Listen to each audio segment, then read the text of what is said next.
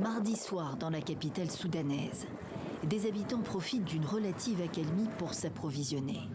Les épiceries ouvertes sont rares, la nourriture commence à manquer, les générateurs sont très en demande face aux pannes d'électricité. Brève accalmie seulement. La trêve annoncée par les factions militaires rivales n'a pas tenu. Moins de 10 minutes après son entrée en vigueur, des explosions, des rafales de tirs dans Khartoum. Ce cessez-le-feu de 24 heures ne ressemble à rien. Ils ont repris les combats. Et ce mercredi matin, ils se poursuivent.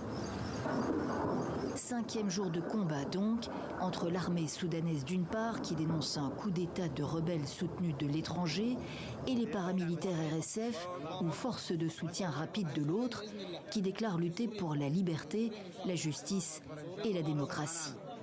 Les anciens alliés du coup d'État de 2021, 2 ans après la destitution du dictateur Omar el-Béchir par l'armée, s'accusent mutuellement d'avoir violé la trêve. 4 hôpitaux ont été frappés dans la capitale. 16 sont hors service dans le pays, alerte des médecins.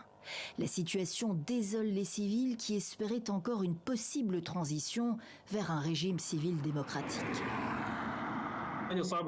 Je suis bloqué dans l'état de Gadarif depuis le 15 avril. Je suis en relative sécurité. C'est le seul point positif, car je me sens complètement inutile. Il n'y a pas de transport entre Gadarif et Khartoum. De son côté, l'Organisation mondiale de la santé dénonce le pillage de certains établissements de santé et l'utilisation d'autres à des fins militaires. J'appelle toutes les parties à entendre les appels au cessez-le-feu humanitaire pour travailler à une résolution pacifique. Tous les appels à un retour au calme sont restés lettre morte jusqu'ici. Le Japon est le premier pays à annoncer qu'il va évacuer ses ressortissants du Soudan.